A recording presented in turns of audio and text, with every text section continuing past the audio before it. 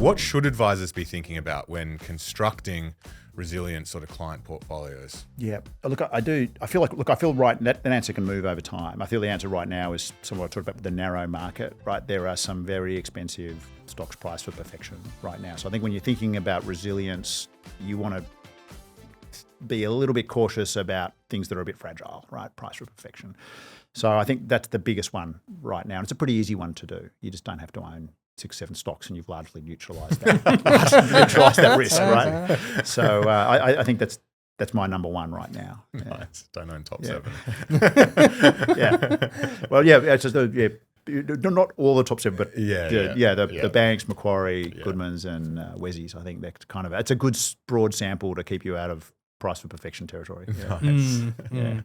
So for advisors who are interested in this idea, only taking 50% of the loss and keeping 80% of the gain, that math seems to work over time.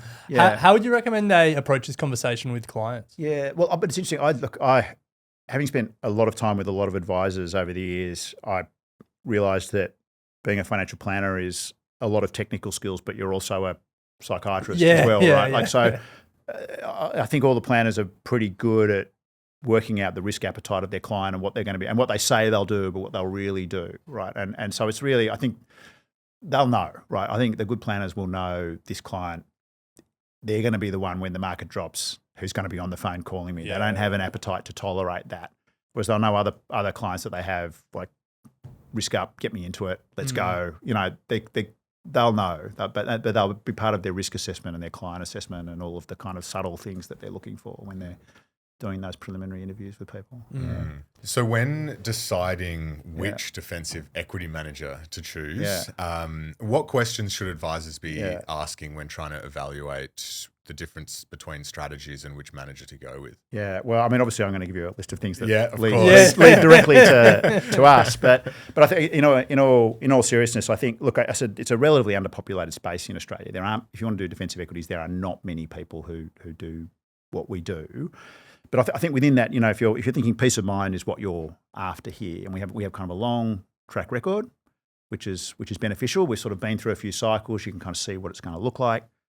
We're part of a very large global company, so we're sort of backed by some, serious capital, and there's a lot of risk management that comes with being part of a big global company as well. We're constantly, dealing with doing everything the right way. We've got a big reputation to manage. We need to make sure everything is done properly. So I think to some extent, if you're looking for peace of mind, a big long track record manager is a nice sort of addition to a peace of mind product. Yeah.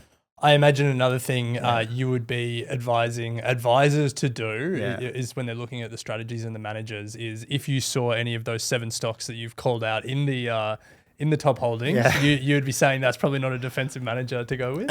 True. Look, there's degrees of everything. I don't want to be sort of, I mean, we are absolutely not in any of those, but you can have a defensive tilt or you can be more defensive. So someone who wanted to be defensive but less defensive than us might hold some of them. So I don't want to be too absolutist about it all. And I think also, I mean, a lot of financial plans will have some defensive equities and some, there'll be a mix of different strategies to sort of ride through the cycle. So, because, you can't pick it to some extent, right? So I don't want to be too absolutist, but I kind of want to clearly say we are who we are. And if you want that, that's what we do. Yeah.